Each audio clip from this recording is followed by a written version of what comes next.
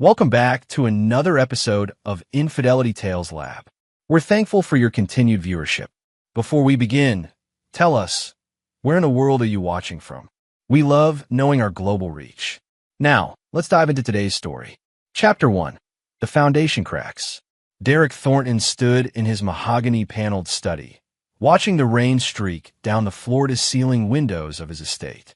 At 42, he had built an empire from nothing, a chain of luxury hotels that stretched across the East Coast. His calloused hands, now manicured but still bearing the scars of his construction worker days, gripped a crystal tumbler of aged bourbon. The irony wasn't lost on him. He'd grown up in a trailer park in rural Tennessee, where his alcoholic father had beaten him senseless every night until Derek grew big enough to fight back. At 16, he put his father in the hospital and never looked back. No family, no safety net, just raw determination and a promise to himself that he'd never be vulnerable again. That promise had served him well until he met Ashley Greenwood at a charity gala 7 years ago. She was everything he wasn't: old money, sophisticated, effortlessly elegant. Her family had owned textile mills for generations before selling to focus on philanthropy. Where Derek was sharp edges and controlled fury, Ashley was silken grace. "You're like a beautiful predator," she'd whispered to him on their third date, tracing the scar above his left eyebrow. All that danger wrapped in an expensive suit. He should have listened to the warning in her voice. Their marriage had been a merger of his new money and her established pedigree. Derek provided the financial empire. Ashley provided the social connections and respectability his business needed to break into the upper echelons of society. For 5 years, it worked perfectly. She played the devoted wife at board meetings and charity functions, while he built their wealth and power. Tyler, their son, had been the unexpected gift that made Derek believe in something beyond profit margins. The boy had Derek's sharp intelligence, but Ashley's natural charisma. At 13, Tyler could discuss business strategy with Derek's executives and charm Ashley's society friends with equal ease. But Derek had made a critical error. He'd allowed himself to love them both completely. The first crack appeared 6 months ago when Derek noticed Ashley's schedule changing. Gallery openings that ran too late, spa weekends that seemed to multiply, phone calls that ended abruptly when he entered the room. His investigative instincts, honed from years of vetting business partners, began to surface. Derek had learned long ago that information was power, and power was survival. Within 2 weeks, he had a comprehensive dossier on his wife's activities. The photographs were professionally shot, clinically detailed, and absolutely devastating. Ashley and Brad Sinclair, Derek's business partner and supposed best friend, locked in passionate embraces at the downtown penthouse Derek had bought for executive meetings. The same penthouse where Derek had celebrated landing their biggest hotel contract just 3 months prior. Brad Sinclair, the golden boy from California who'd joined Derek's company 5 years ago with venture capital backing and an MBA from Stanford. Derek had seen potential in the younger man's aggressive sales tactics and had gradually given him more responsibility. Brad had access to Derek's business accounts, his personal schedule, his family's private moments. The betrayal was surgical in its precision. Derek spent the next month in methodical preparation. He hired additional private investigators, forensic accountants, and security specialists. What he discovered made his blood run cold with a fury he hadn't felt since putting his father down. Brad wasn't just sleeping with Ashley. He was systematically positioning himself to take over Derek's company. The younger man had been courting Derek's investors, suggesting that Derek was becoming unstable and needed to step back. Brad had convinced Ashley to sign documents that would give her significant control over Derek's assets in the event of a divorce. They weren't just having an affair, they were orchestrating a coup. The final piece fell into place when Derek reviewed the timeline. Ashley had been feeding Brad information about Derek's business deals, his strategies, even his private conversations. The hostile takeover attempt that Derek's company had successfully defended against last year, Brad had been feeding intelligence to the attackers while publicly standing beside Derek. Derek poured another bourbon and opened the hidden safe behind his desk. Inside were the original documents he'd prepared, divorce papers, custody arrangements, and a complete reorganization of his business empire. Everything was designed to be swift and final. But as he reviewed the papers, a different plan began to form. Derek Thornton didn't just want to win. He wanted to destroy everyone who had betrayed him so completely that they would never recover. And he wanted them to know, with absolute clarity, that their destruction was his design. He locked the documents back in the safe and reached for his phone. "Mitchell," he said when his lawyer answered, "I need you to draft some new papers, and I want you to arrange a meeting with Ashley and Brad tomorrow. Tell them I want to discuss expanding Brad's role in the company."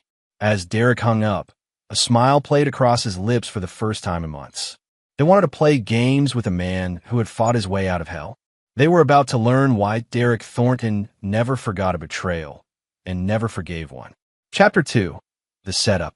The conference room at Thornton Hotel's headquarters felt different to Derek as he watched Ashley and Brad enter together.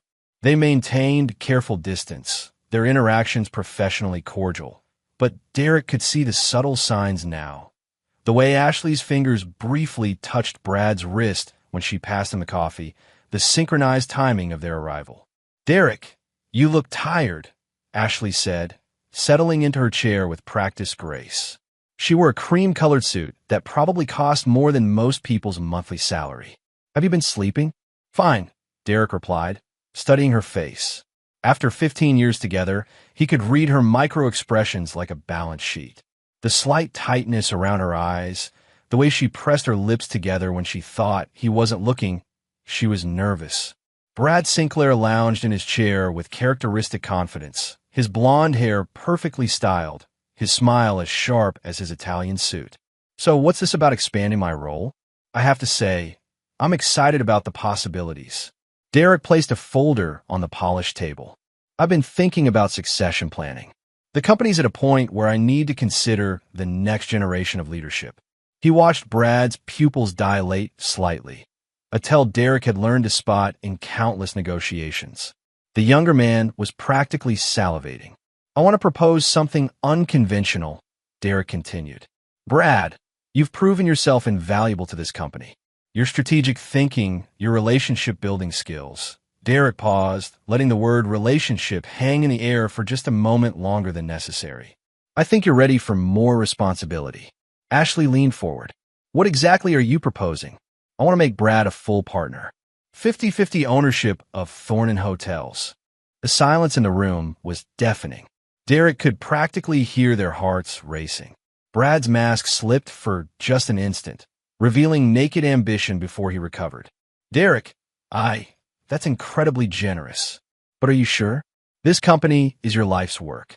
"I'm getting older," Derek said, allowing a hint of weariness to creep into his voice. "And I want to enjoy my family while I can. Tyler's growing up fast, and Ashley..." He reached across the table to squeeze his wife's hand. She didn't pull away, but her fingers were cold as ice. "I want to travel with my beautiful wife. See the world beyond balance sheets and board meetings." Ashley's smile was radiant and completely false.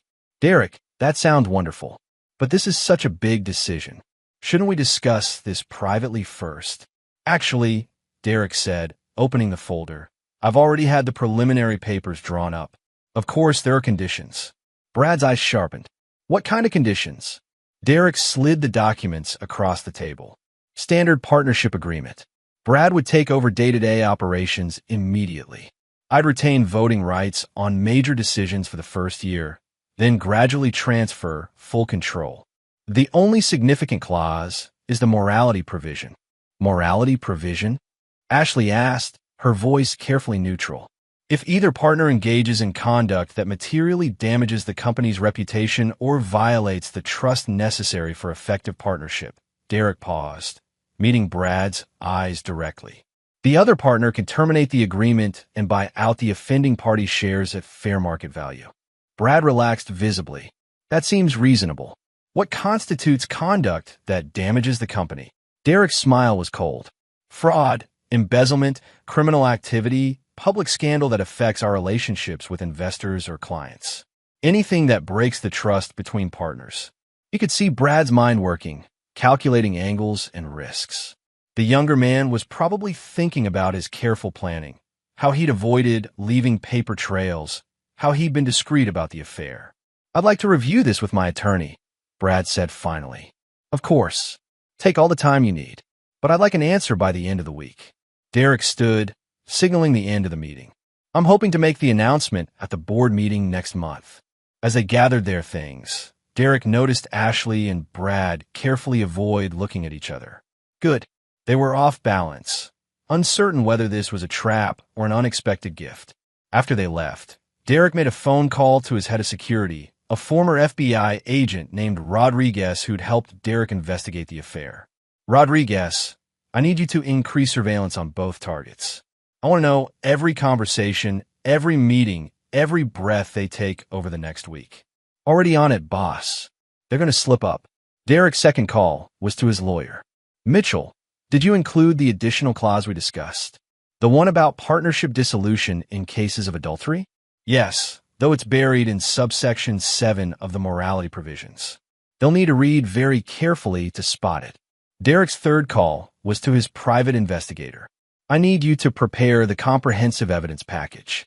Photos, videos, financial records, communication logs, everything. But I want to present it in a very specific way." As Derek hung up, he walked to his window overlooking the city skyline. Each building represented years of his blood, sweat, and calculated risks. He'd built this empire from nothing, and now two people he'd trusted most in the world thought they could steal it from him. They were about to learn that Derek Thornton's mercy was as non-existent as his forgiveness. In his desk drawer, Derek pulled out a small digital recorder. For the past month, he'd been having very interesting conversations with several of Brad's former business partners. It seemed Brad had a pattern of betraying trust, though he'd been more careful in previous situations. Derek wasn't interested in previous situations. He was interested in complete and total destruction. His phone buzzed with a text from Ashley, "Home late tonight. Board meeting prep with Brad." Derek typed back, "Of course, darling. Take all the time you need." Then he deleted the message and opened his laptop to review the final phases of his plan. They thought they were the hunters. They were about to discover they'd been the prey all along. Chapter 3. The Trap Springs. Derek stood in the shadows of the parking garage beneath Brad's downtown penthouse, watching as Ashley's silver Mercedes pulled into the reserved space next to Brad's black BMW. It was 8:47 p.m. on a Thursday, their regular meeting time, according to the surveillance reports. 3 months had passed since Derek's partnership offer, and Brad had signed the papers with barely contained excitement. The morality clause had been reviewed by Brad's attorney, who'd missed the adultery subsection entirely. Derek's legal team had crafted it perfectly, hidden in plain sight among standard partnership language. Now, Derek had legal grounds for what was coming next. He watched Ashley and Brad embrace passionately as they entered the building's private elevator. Rodriguez's voice crackled through Derek's earpiece. "Audio and video feeds are active. We have everything we need." Derek's jaw clenched as he thought about the past 3 months of watching his wife lie to his face every single day. She'd been especially affectionate lately, perhaps sensing that something was shifting, or perhaps she felt guilty about what she was planning. The guilt, Derek knew, was about to become irrelevant. His phone buzzed with a call from Mitchell, his lawyer. "Derek, the board meeting is set for tomorrow at 2 p.m. I've sent the agenda to all members. They think it's a routine, quarterly review." "Perfect. And Tyler? He'll be in school. Ashley won't be able to reach him until after everything's finished." Derek hung up and made his way to his car. Phase 1 was complete. He had legal grounds to destroy Brad financially. Phase 2 was about to begin. The next morning, Derek sat across from Ashley at breakfast, watching her scroll through her phone while picking at a croissant. Tyler had already left for school, complaining about a history test he'd forgotten to study for. "You seem distracted," Derek observed. Ashley looked up with a bright smile. "Just reviewing some charity committee notes. We're planning the annual gala, and there are so many details to coordinate." Derek nodded thoughtfully. "You work so hard for those charities. I hope they appreciate your dedication." "Of course they do." Ashley's phone buzzed, and Derek caught a glimpse of Brad's name on the screen before she casually flipped it face down. "Actually, I might need to attend a planning meeting tonight. It could run late. Another late meeting, Derek said mildly. You've had quite a few of those lately. For just a moment, Ashley's composure cracked. Derek saw something flicker across her face. Fear, perhaps, or calculation. Well, you know how these society ladies can be. Everything has to be perfect. Derek stood and kissed her forehead gently. I know, darling. I'll see you tonight. As he left for the office, Derek's mind was already 3 steps ahead. By tonight, Ashley would understand exactly how perfect his own planning had been. At 2 p.m. sharp, Derek entered the boardroom where Thornton Hotel's 5-member board of directors waited. These weren't ceremonial positions. Each member represented significant investment capital and had real power over the company's direction. Gentlemen, Derek began, taking his seat at the head of the table. Thank you for attending on short notice. I have some urgent matters to discuss regarding Brad Sinclair's partnership agreement. Board member Harrison Webb, a silver-haired former banking executive, frowned. I thought that partnership was already finalized. It was. However, new information has come to light that triggers the morality clause in our agreement. Derek activated the wall-mounted screen and began his presentation. The first image was a high-resolution photograph of Brad and Ashley entering the downtown penthouse together. 3 months ago, I offered Brad Sinclair a 50-50 partnership in this company. As part of that agreement, he accepted certain behavioral standards designed to protect our company's reputation and the trust necessary for effective partnership. The next slide showed financial records. These documents prove that Mr. Sinclair has been systematically sharing confidential business information with his personal associates, including details about our expansion plans and investor relationships. Derek's voice remained calm and professional as he continued. Furthermore, Mr. Sinclair has been conducting an intimate relationship with my wife, Ashley Thornton, in a property owned by this company, during company time, while using company resources to coordinate their meetings. The room fell silent.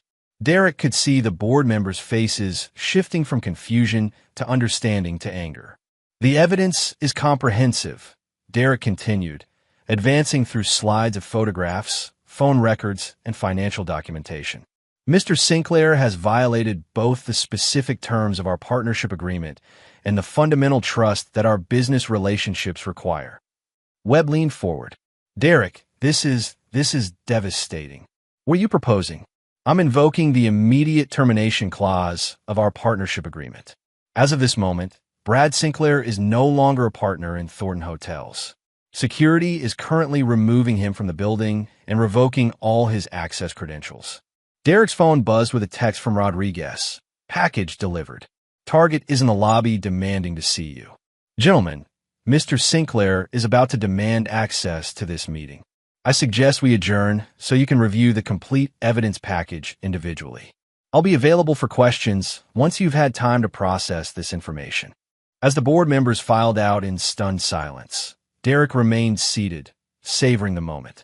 Through the building security cameras, he could see Brad Sinclair in the lobby, his face red with fury, arguing with security guards who were politely but firmly denying him access. Derek's intercom buzzed. Mr. Thornton, there's a Brad Sinclair here demanding to see you. Tell Mr. Sinclair that all future communications should go through his attorney. He no longer has any business relationship with this company. Derek gathered his papers and walked to the elevator.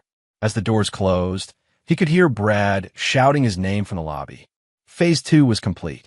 Brad Sinclair had just lost his partnership, his income, and his future in a single afternoon. But Derek wasn't finished. Phase 3 would destroy them both in ways they couldn't imagine. And Phase 4, well, that would have to wait 8 years for Tyler to make his move. Derek smiled as the elevator carried him toward the final act of his carefully orchestrated revenge. Chapter 4. The Exile.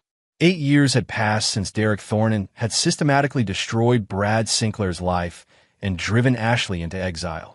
Now 50, Derek sat in his expanded study, reviewing quarterly reports from his hotel empire that had tripled in size during those years. The walls displayed photos from his business achievements, but notably absent were any family pictures. The divorce had been swift and brutal. Ashley had tried to fight for custody of Tyler, but Derek's evidence of her adultery and abandonment of her maternal duties had been overwhelming. The judge had been particularly unimpressed with the revelation that Ashley had been planning to relocate to California with Brad, effectively removing Tyler from his father's life without consent. Tyler, who had been 14 at the time, had chosen his side immediately and definitively. "Dad," he'd said the night Derek had shown him the evidence, "I already knew. I saw them together months ago, but I didn't know how to tell you." That conversation had been one of Derek's few moments of genuine emotion during the entire ordeal. His son had been protecting him, carrying the burden of knowledge that would have destroyed most teenagers. But Tyler wasn't most teenagers. He was Derek's son. Derek's private investigator had tracked Ashley and Brad to San Diego, where they'd attempted to start a boutique consulting firm. Within 6 months, Derek had ensured that every major client they'd approached received detailed information about Brad's history of business betrayal and Ashley's marital infidelity. Their fledgling business had collapsed before it truly began. Brad had found work as a mid-level sales manager for a competing hotel chain, while Ashley had taken a position with a local charity organization. Derek's long reach in the hospitality industry had ensured that Brad's advancement opportunities remained permanently limited. As for Ashley, Derek's connections in the philanthropy world had made her persona non grata at any organization with serious funding. They weren't destitute, but they were exactly what Derek had intended them to become: irrelevant. Derek's phone interrupted his thoughts. The caller ID showed Tyler's number, which was unusual since his son typically texted unless something was urgent. "Tyler, Dad, we need to talk. I'm coming over." The line went dead before Derek could respond. He glanced at his watch, 9:30 p.m. Tyler, now 22 and completing his MBA at Wharton, rarely made unscheduled visits during the semester. 20 minutes later, Tyler entered the study without knocking, a privilege only he held in Derek's carefully controlled world. But something was different about his son's demeanor.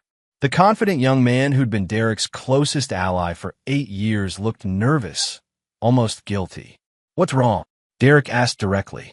Tyler sat down heavily in the leather chair across from Derek's desk. "I've been in contact with Mom."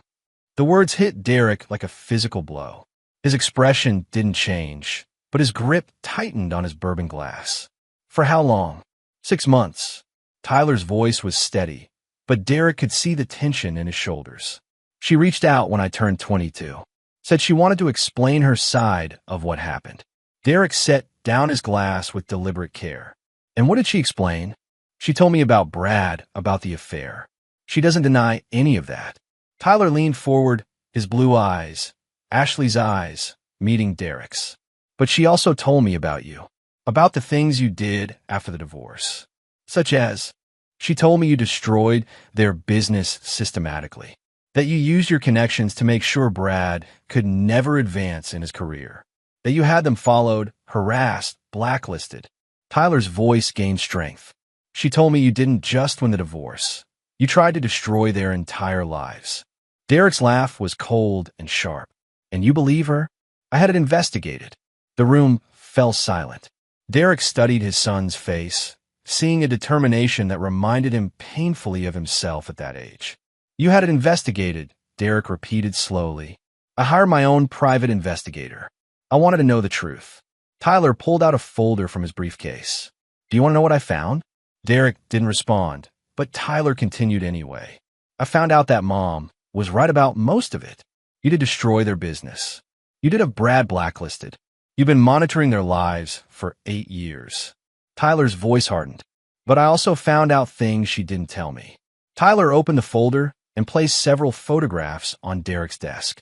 "I found out that Brad has been physically abusing her for the past 5 years. That she's been hospitalized twice for accidents that look suspiciously like domestic violence.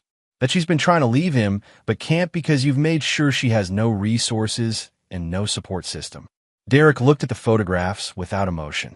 They showed Ashley with bruises, medical records, police reports that had been filed and mysteriously dropped. "And?" Derek asked. Tyler stared at his father in disbelief. "And?" "Dad, she's being beaten by the man she chose over our family. And your response is, and?"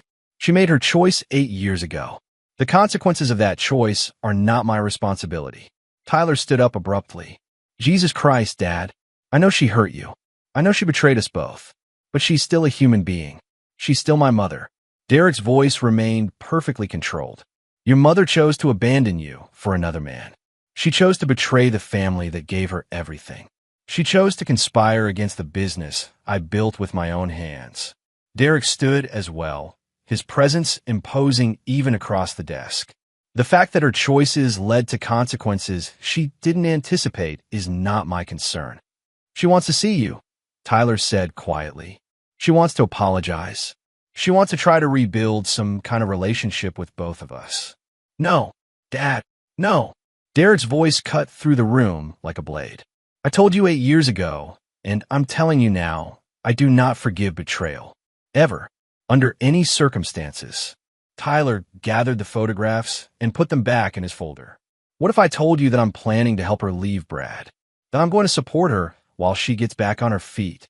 Derek's eyes narrowed. Then I would tell you that you're free to make that choice. But you should understand the consequences of that choice. What consequences? Derek walked to his wall safe and removed a thick legal document. This is my will, Tyler. As of today, you inherit everything. The hotels, the real estate, the investment portfolio, the offshore accounts. Everything I've built over the past 30 years. He placed the document on his desk. But my will contains a very specific clause. If you choose to provide material support to Ashley Thornton or Brad Sinclair, if you choose to rebuild a relationship with them against my explicit wishes, you forfeit your inheritance entirely. Tyler's face went pale. You're threatening to disinherit me? I'm offering you a choice. The same choice your mother had 8 years ago. Loyalty to this family or loyalty to the people who betrayed it. Derek returned the document to his safe. You have until your graduation to decide. If you choose to help your mother, I'll respect that decision. But I'll also honor my own principles. Tyler walked toward the door, then stopped. What happened to you, Dad? When did you become so cold that you can't forgive your own family? Derek didn't answer until Tyler's hand was on the doorknob. I became this way the day I learned that the people I trusted most in the world were planning to destroy everything I'd worked for. I became this way the day I realized that love and loyalty are weaknesses that people will exploit without hesitation. Derek's voice was quiet but deadly serious. I became this way so that no one could ever hurt me again. Tyler left without another word, and Derek returned to his desk. Outside his window, the city lights stretched toward the horizon, each one representing something he'd built or conquered. In 6 months, Tyler would graduate from business school. In 6 months, Derek would discover whether his son had inherited his principles or his mother's weaknesses. In 6 months, Derek would learn whether his carefully constructed world would survive its next betrayal. Chapter 5. The Long Game. 5 years had passed since Tyler's ultimatum, and Derek Thornton sat in his private study reviewing the latest reports on his expanding hotel empire. At 55, his hair was silver at the temples, but his mind remained as sharp and ruthless as ever. The company now operated in 12 countries, with assets exceeding $2 billion. Tyler had made his choice, and it hadn't surprised Derek. His son had graduated from Wharton with highest honors, then immediately used his trust fund, money Derek couldn't legally block, to relocate Ashley to a safe house in Denver and pay for her medical treatment and therapy.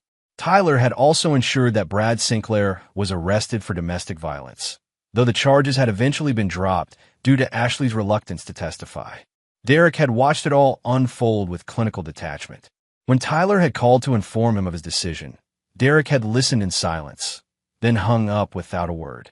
3 days later, Tyler received official notification that he had been removed from Derek's will and that all future financial support had been terminated.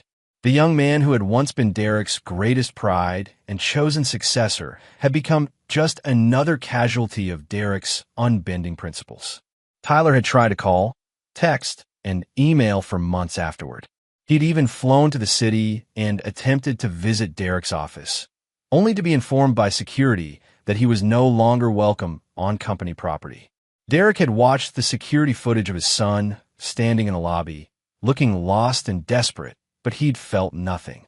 Derek Thornton did not forgive betrayal. Not from business partners, not from wives, and not from sons. The irony was that Tyler had inherited more of Derek's qualities than either of them had realized. Within 3 years of being cut off, Tyler had founded his own boutique investment firm specializing in hospitality acquisitions. The firm was small but successful, and Tyler had proven himself to be every bit as ruthless and strategic as his father. Derek knew this because he'd been monitoring Tyler's progress through third-party sources. Not out of paternal pride or concern, but because Derek monitored all potential business threats. And Tyler was definitely becoming a threat. Derek's intercom buzzed. "Mr. Thornton, there's a Mitchell Hayes on line 1. He says it's urgent." Derek frowned. Mitchell had been his personal attorney for 15 years, handling everything from corporate law to his divorce. Urgent calls at 8 p.m. were unusual. "Derek." Mitchell's voice sounded strained when Derek picked up. "We have a problem. Tyler just filed a lawsuit against you." Derek leaned back in his chair. "What kind of lawsuit?" "He's claiming that you used undue influence to coerce him into signing away his inheritance rights. He's arguing that the ultimatum you gave him constituted emotional duress and that the disinheritance is legally invalid." Derek's laugh was cold. "He signed those papers voluntarily. We have witnesses. It's more complicated than that." Tyler's legal team has assembled a very sophisticated argument about parental manipulation and psychological coercion. They're claiming that your pattern of controlling behavior throughout his childhood created a power dynamic that made true consent impossible. Derek stood and walked to his window. "What are they asking for?" "Complete restoration of his inheritance rights, plus damages for 8 years of financial hardship and emotional distress." "Derek, if they win, they could claim everything: the hotels, the real estate, the offshore accounts." "Who's representing him?" "That's the other problem. He's hired Lawson and Associates." Derek's jaw tightened. Lawson and Associates was one of the most prestigious family law firms in the country, specializing in complex inheritance disputes. They were expensive, highly skilled, and had a reputation for taking on cases they believed they could win. How is he affording Lawson and Associates? Mitchell's pause was telling. "Derek, there's something else. Tyler isn't just suing for his inheritance. He's also filed a motion for immediate access to your financial records, claiming he needs them to prove the extent of his damages." Derek's mind began working through the implications. Tyler wasn't just trying to reclaim his inheritance. He was trying to gain access to Derek's complete financial structure.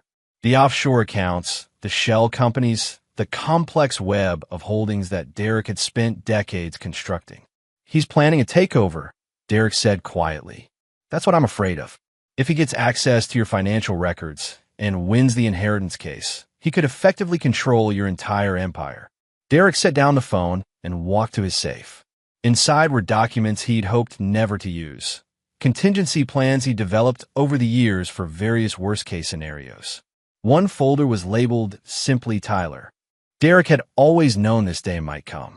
Tyler was his son, after all, and Derek had trained him too well to expect simple acceptance of defeat. But Derek had been planning for this possibility for 8 years. He pulled out his phone and dialed a number he'd memorized but never used. "Rodriguez, I need you to activate Protocol 7. "Are you sure, boss?" "Protocol 7 is pretty extreme." Derek looked out at the city lights that represented his empire. "Tyler wants to play with the big boys. It's time he learned what that really means." Derek hung up and opened his laptop. There were phone calls to make, documents to transfer, and accounts to relocate. Tyler thought he was launching a surprise attack, but he was about to discover that Derek Thornton had been preparing for war since the day his son chose betrayal over loyalty.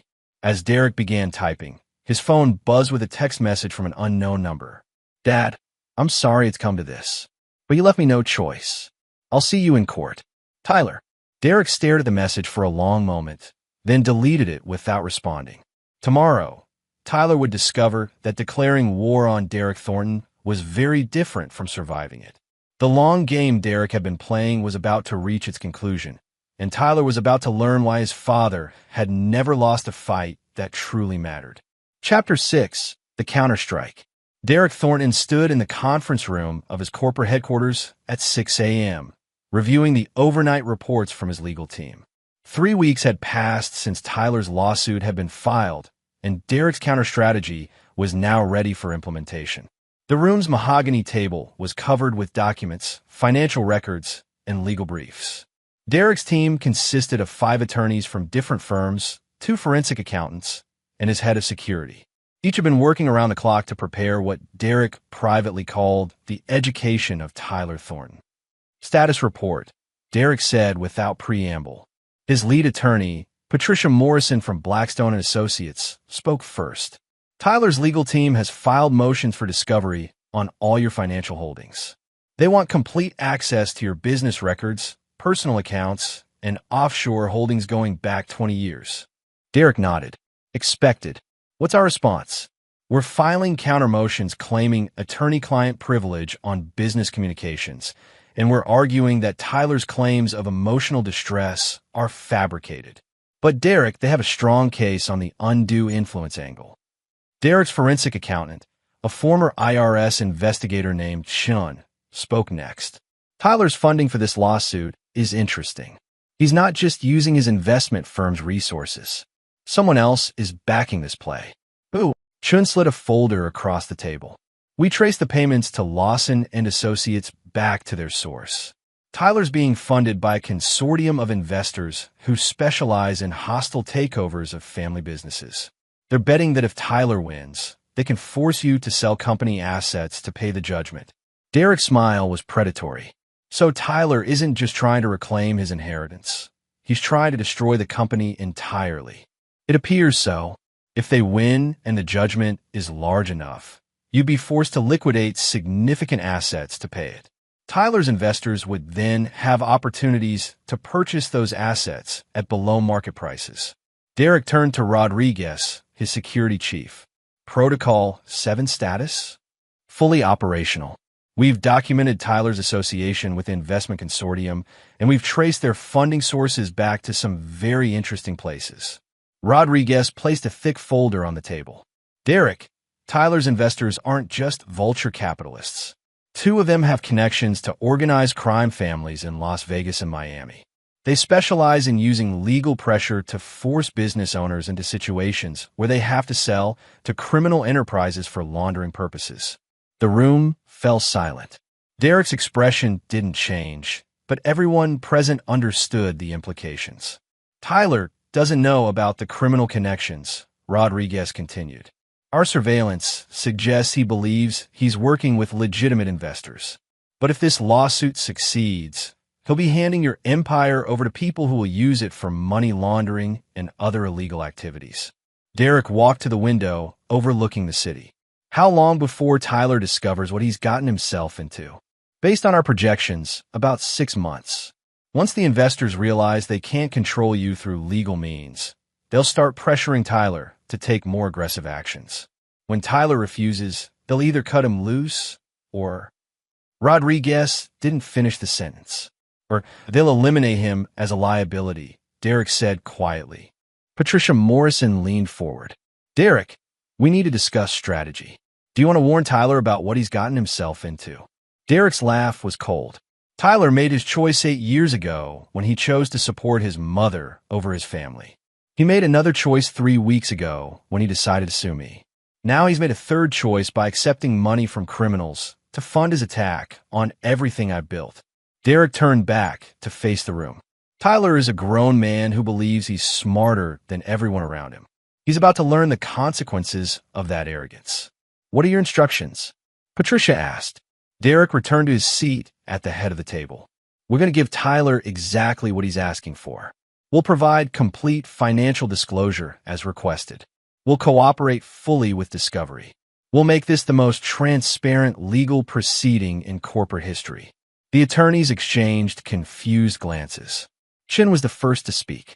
Derek, if you provide complete disclosure, Tyler will be able to see your entire financial structure. That will give him enormous leverage. Exactly. Derek's smile was deadly. Tyler wants to know how my empire works? I'm going to show him. Every account, every investment, every transaction.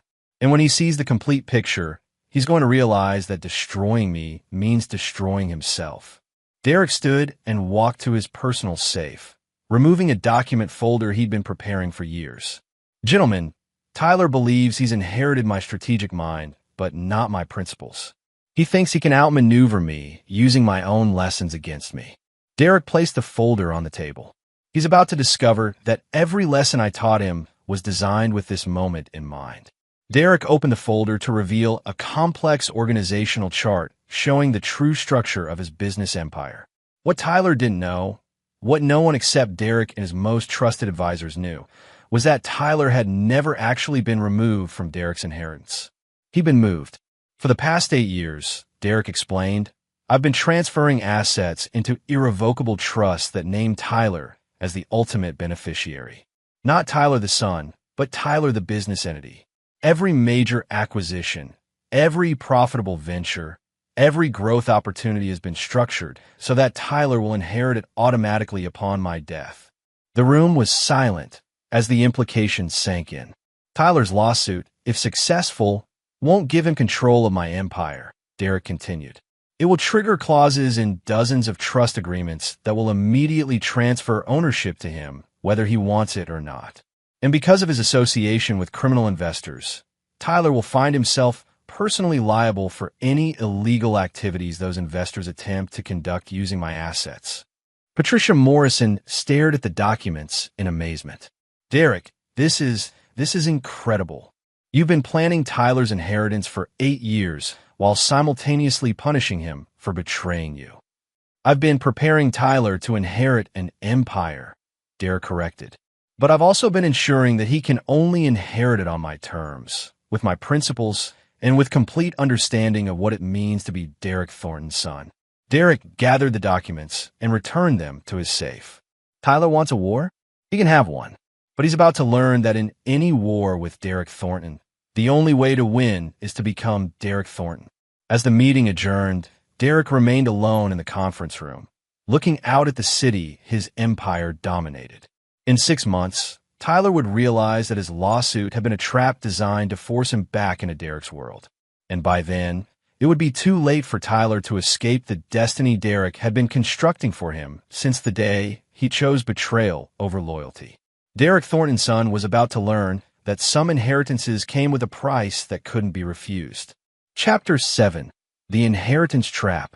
Derek Thornton sat in his study at 3 a.m., reading the final reports from his legal team. The lawsuit had been proceeding for 6 months, and Tyler's discovery requests had been granted by the court. Tomorrow, Derek would be required to provide complete financial disclosure of his empire. Every account, every holding, every carefully constructed layer of his business structure. Tyler had no idea he was about to walk into the most elegant trap Derek had ever constructed. Derek's phone buzzed with a secure message from Rodriguez. Target has discovered investor connections. Meeting scheduled for tomorrow morning before court. Derek smiled coldly. Tyler had finally realized what kind of people were funding his lawsuit. The young man who thought he could outmaneuver his father was about to learn that Derek had been orchestrating every move of this chess game from the beginning. At 8 a.m., Derek arrived at the courthouse for what would be the final phase of Tyler's legal education. He wore his most expensive suit and carried a briefcase containing documents that would change both their lives forever. Tyler was already in the courtroom with his legal team, and Derek could see the strain on his son's face. The confident young man who had filed this lawsuit 6 months ago looked older, more desperate, and finally beginning to understand the forces he'd unleashed. Judge Catherine Walsh called the proceedings to order. Mr. Thornton, the court has ordered you to provide complete financial disclosure. Are you prepared to comply? Derek stood. Yes, Your Honor. In fact, I'm prepared to exceed the court's requirements. He opened his briefcase and removed a thick binder. Your Honor, this document contains not only my complete financial holdings, but also the legal structures I've established over the past 8 years to ensure the proper succession of my business empire. Tyler's lead attorney looked confused. Your Honor, we weren't seeking information about succession planning. Nevertheless, Derek said, I believe it's relevant to my son's claims about his inheritance rights. Derek handed copies of the document to Tyler's legal team and began his testimony. Your Honor, 8 years ago, my son Tyler made certain choices that led me to remove him from my will. However, what Tyler doesn't understand is that I never actually disinherited him. Tyler's head snapped up, his eyes wide with confusion. Derek continued. Instead, I restructured my entire empire to ensure that Tyler would inherit everything, but only under specific circumstances that would guarantee he understood the full responsibilities of that inheritance. Derek's attorney, Patricia Morrison, stood. Your Honor, Mr. Thornton would like to present Exhibit A, the Thornton Family Trust Network. The court clerk distributed copies of a complex organizational chart that showed the true structure of Derek's business empire. What everyone saw was a web of trusts, holding companies, and subsidiaries that defied easy comprehension. Over the past 8 years, Derek explained, I have transferred approximately 90% of my assets into a network of irrevocable trusts. These trusts are structured so that Tyler Thornton automatically becomes the beneficiary and controlling trustee under 2 specific conditions.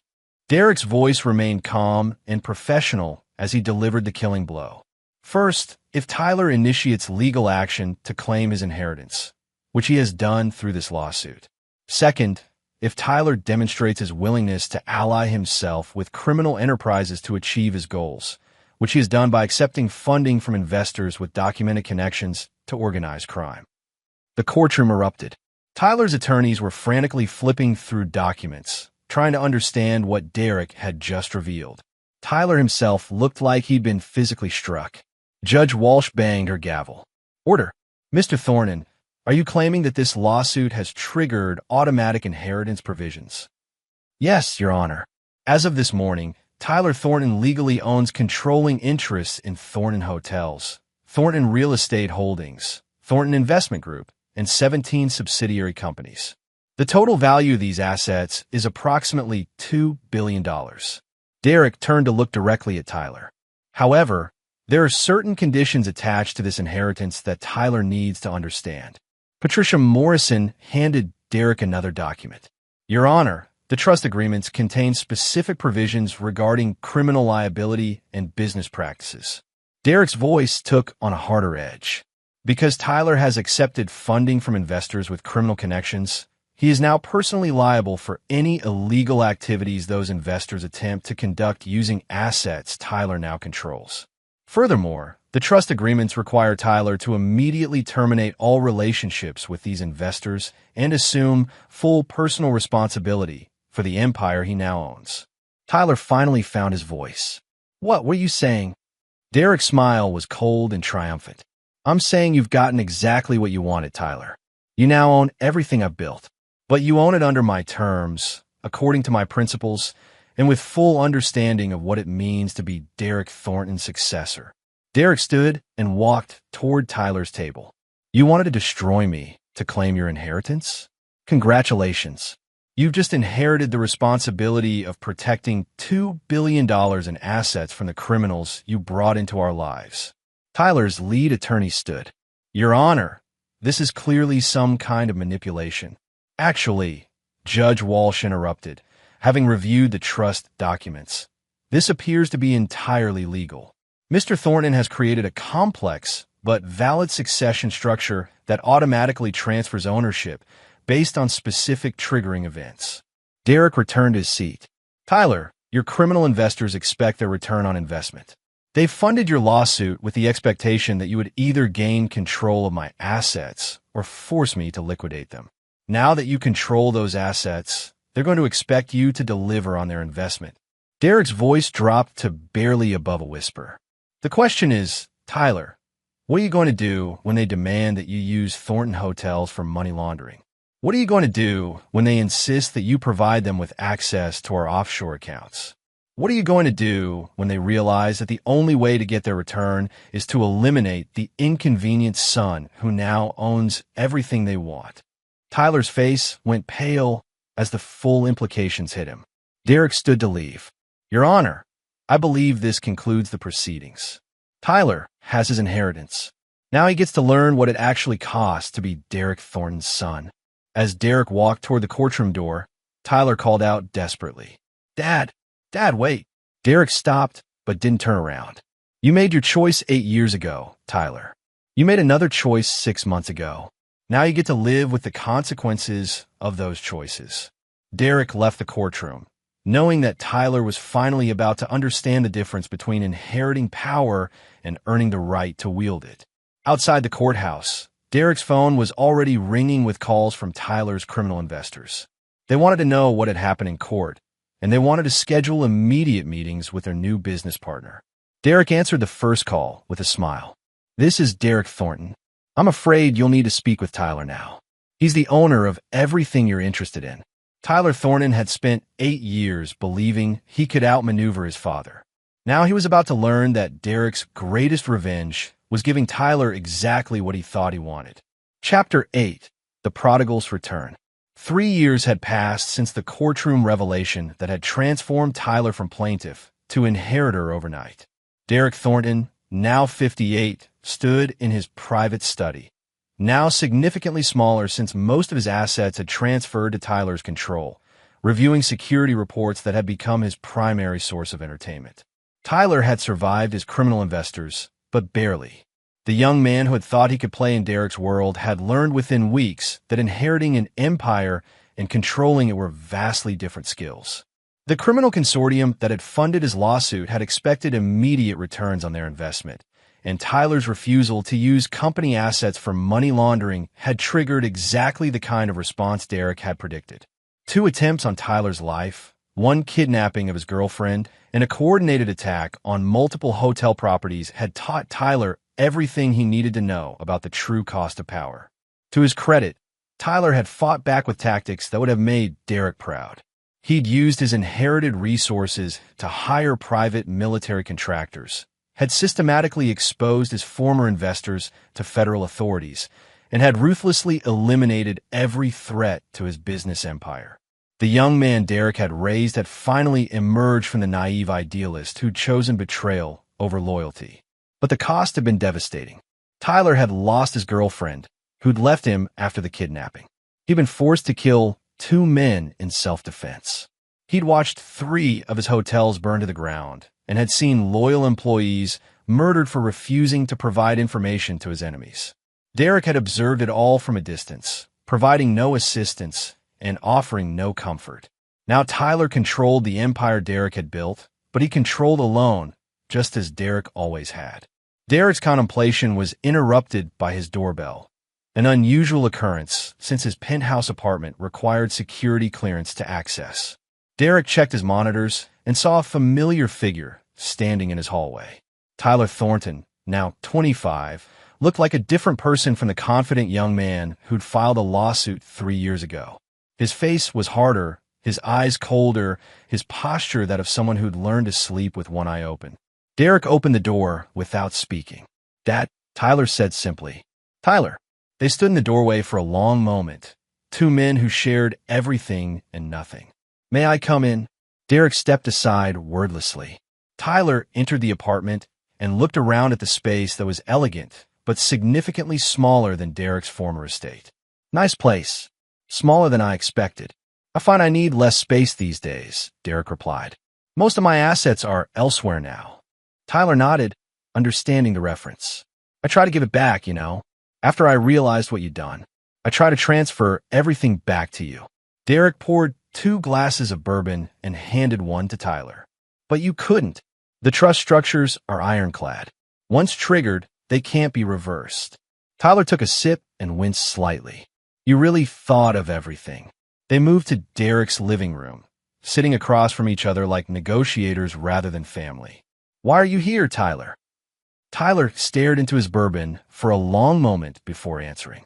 "Because I need to tell you that you were right." Derek's expression didn't change, but he gestured for Tyler to continue. "You were right about loyalty.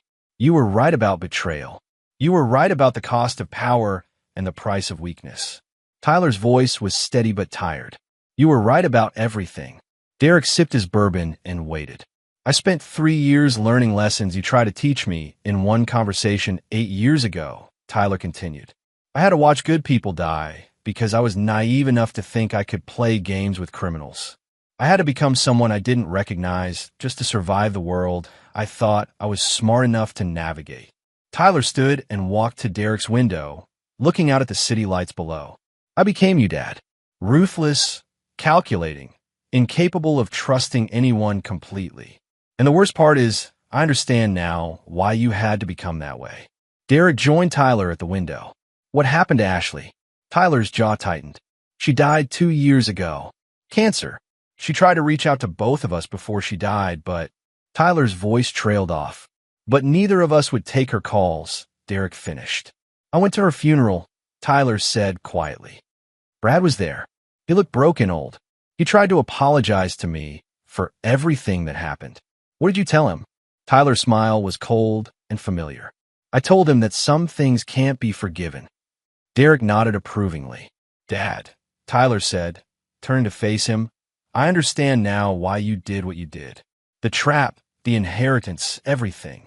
You weren't just punishing me for betraying you. You were preparing me for what it really means to carry our name. Derek set down his bourbon glass. And what does it mean? It means being alone. It means never fully trusting anyone. It means making decisions that other people will call cruel or heartless because those are the only decisions that protect what matters. Tyler's voice grew stronger. It means understanding that family loyalty isn't about love, it's about survival. Derek studied his son's face, seeing his own hardness reflected there. You've learned well. I had a good teacher. They stood in silence for several minutes, watching the city Derek had once dominated and Tyler now controlled. There's something else, Tyler said finally. I have a son. Derek's expression flickered for just a moment. Surprise, perhaps, or something deeper. His name is Derek. He's 6 months old. Tyler's voice softened slightly. His mother and I aren't together. She couldn't handle what my life became, but she agreed to let me raise him. Tyler turned to face Derek directly. I want him to know his grandfather, and I want you to help me teach him what it really means to be a Thornton. Derek was quiet for a long time, processing this information. You want me to help you raise him the way I raised you? Derek asked finally. I want you to help me raise him the way you should have raised me from the beginning, Tyler corrected. With no illusions about the world we live in. No false beliefs about loyalty or forgiveness. No naive faith in other people's goodness. Derek walked to his safe and removed a photograph he'd kept hidden for 8 years. A picture of Tyler at 14, standing beside Derek at a company board meeting. In the photo, Tyler was smiling with genuine happiness and pride. Derek looked at the photograph, then at the hardened man his son had become. Tyler, Derek said carefully, are you asking me to help you destroy your son's innocence the way I destroyed yours? Tyler's answer was immediate and unflinching. I'm asking you to help me prepare him for the world that will try to destroy him, whether he's innocent or not. Derek placed the photograph on his coffee table where both men could see it. When do I meet my grandson? Tyler's smile was the first genuine expression Derek had seen from him since he'd entered the apartment. Tomorrow, if you're free.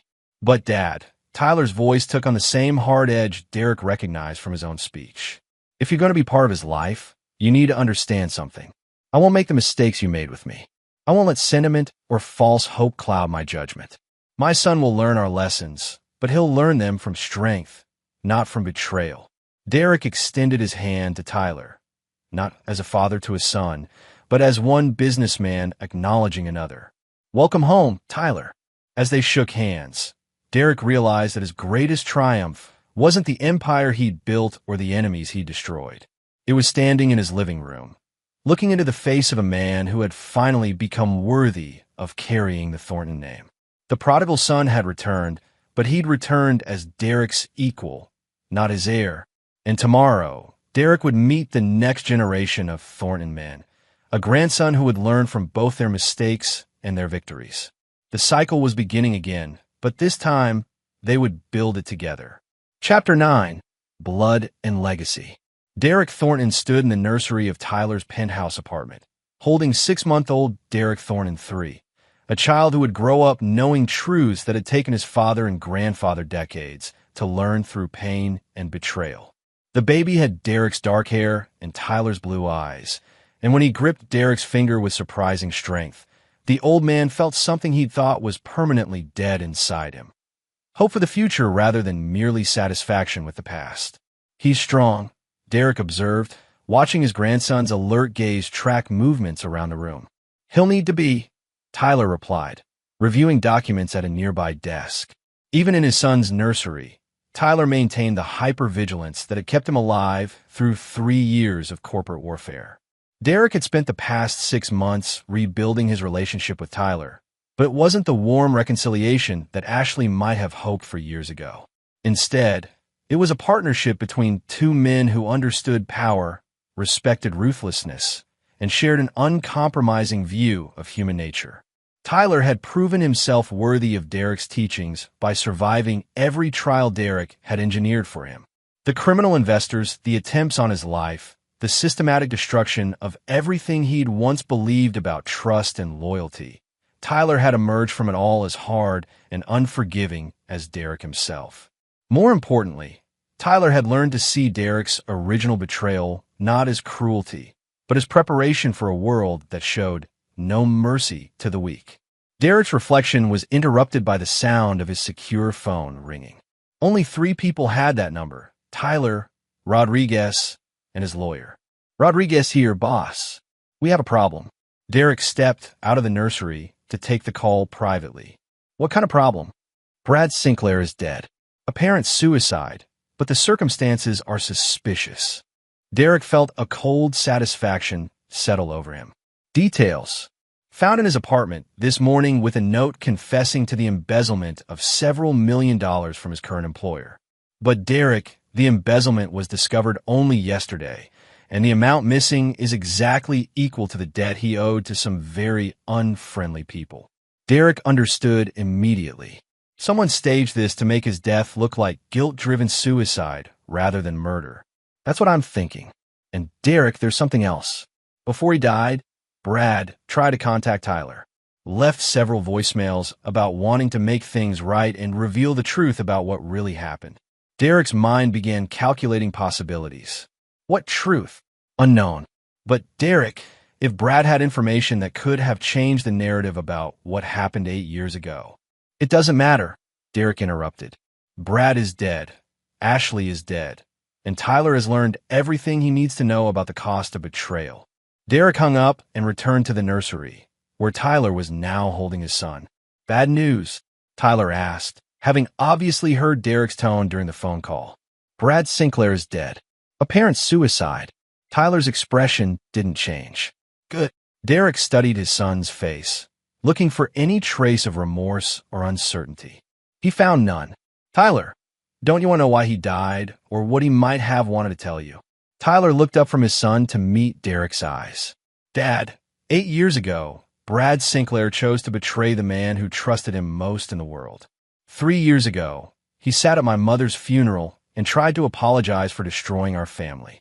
Last week, he apparently tried to contact me about making things right.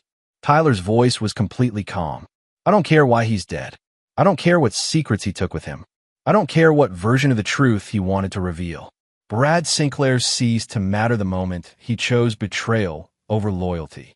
Derek nodded approvingly. And if you discovered that I had arranged his death? Tyler's smile was cold and familiar.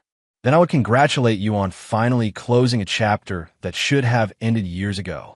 Derek reached into his jacket and pulled out a small digital recorder. As it happens, I didn't arrange Brad's death, but I did arrange for this.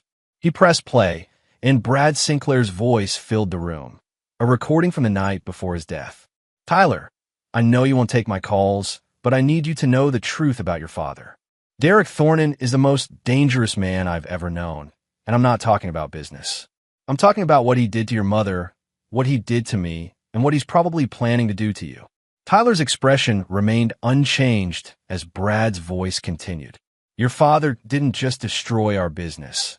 He systematically ruined every aspect of our lives for 8 years. He had us followed, harassed, blacklisted from everything. But worse than that, Tyler, he manipulated you. The whole inheritance trap, the criminal investors, everything that happened to you. Derek orchestrated all of it to force you back under his control. Derek watched Tyler's face carefully as Brad's recorded voice delivered his final accusation. Your father didn't just want revenge for our betrayal, Tyler. He wanted to prove that he could break you down and rebuild you in his image. Every lesson you learned, every hardship you endured, every person you lost, it was all part of Derek's design to create a successor who would be as ruthless and unforgiving as he is. The recording ended with Brad's voice breaking. I'm leaving town tomorrow. If something happens to me, if I disappear or die under suspicious circumstances, you'll know that Derek Thornton has finally eliminated the last witness to what he really is. Derek turned off the recorder and waited for Tyler's response. Tyler looked down at his son, then back at Derek. Is it true? Which part? All of it. Did you orchestrate everything that happened to me over the past 3 years? Derek's answer was immediate and unflinching. Yes. Tyler was quiet for a long moment, processing this confirmation of Brad's accusations. The criminal investors, the attempts on my life, everything I suffered, you planned it all? I created the conditions that made it inevitable, Derek corrected. You chose to file the lawsuit. You chose to accept money from criminals.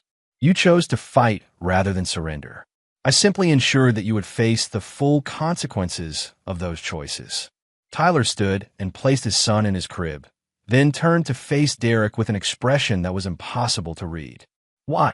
Derek's voice was steady and certain. Because I needed to know if you were capable of becoming the man our family requires. Because I needed to know if you could survive in our world without the protection I'd always provided. Because I needed to know if you would choose strength over sentiment when your survival depended on it. Derek stepped closer to his son. Tyler, everything I did to you, the world would have done eventually. Every lesson you learned through pain and loss, you would have learned anyway, but you might have learned them too late to survive them. Tyler was silent for several minutes, looking down at his sleeping son. Finally, he spoke. So Brad was right. You manipulated me, broke me down, and rebuilt me to be your successor. Yes. Tyler nodded slowly. And if I had been weaker, if I had broken completely, you would have let me die rather than compromise your principles. Yes. Tyler's smile was sharp and cold. Good. Derek blinked in surprise. Good. Dad, for the past 6 months, I've been wondering if you'd gone soft. If becoming a grandfather might make you sentimental or weak. Tyler's voice carried the same hard certainty Derek recognized from his own speech. I'm relieved to know that you're still the man who taught me that survival requires absolute commitment to absolute principles. Tyler picked up his son and looked directly into Derek's eyes. My son will grow up knowing exactly what it means to be a Thornton. He'll understand from the beginning that the world is full of people like Brad Sinclair and Ashley Greenwood. People who will betray you the moment it serves their interests. Derek felt a pride so deep it was almost painful. And if he ever betrays you? Tyler's answer was immediate. Then I'll do to him what you did to me. I'll break him down and rebuild him, or I'll cut him loose entirely. Derek extended his hand to Tyler for the second time in 6 months, but this time it felt different. This wasn't reconciliation between father and son. It was recognition between equals. Welcome to the family business, Tyler. As they shook hands, Derek realized that his greatest victory wasn't the empire he'd built or the enemies he'd destroyed. It was standing in his grandson's nursery, looking at a man who had been forged by betrayal and hardship into someone worthy of carrying their name into the future. The Thornton legacy would continue, but it would continue with no illusions about love, loyalty, or forgiveness. It would continue with absolute clarity about what it took to survive in a world that showed no mercy to the weak. Derek looked down at his sleeping grandson and smiled. The boy would grow up knowing truths that most people never learned. That trust was earned through strength, that loyalty was maintained through fear, and that forgiveness was a luxury that could cost everything. In 18 years, when Derek Thornton III came of age, he would inherit an empire built on uncompromising principles and maintained through ruthless commitment to those principles. And if he ever chose betrayal over loyalty, he would discover that his father and grandfather had taught him everything he needed to know about the consequences of that choice. The cycle was complete. The prodigal son had returned as the avenging father, and the next generation was already being prepared for their role in the family business. Derek Thornton had won every war that mattered, and now his victory would echo through generations of men who understood that in the Thornton family, forgiveness was not an option. It was a weakness that could destroy everything they'd built. As Derek left Tyler's apartment that evening, his phone buzzed with a text from his son. "Dad, I found Brad's note." He claimed he had evidence that could expose the truth about what happened 8 years ago. "Should I be concerned?" Derek typed back. "The only truth that matters is that we survived and they didn't. Delete the note and forget Brad Sinclair ever existed." Tyler's response was immediate. "Already done. See you tomorrow for dinner." Derek smiled as he walked to his car. Tyler had truly learned everything Derek had tried to teach him. The Thornton legacy was secure for another generation. And somewhere in the city, anyone who had ever considered betraying the Thornton family could rest assured that the consequences would be swift, final,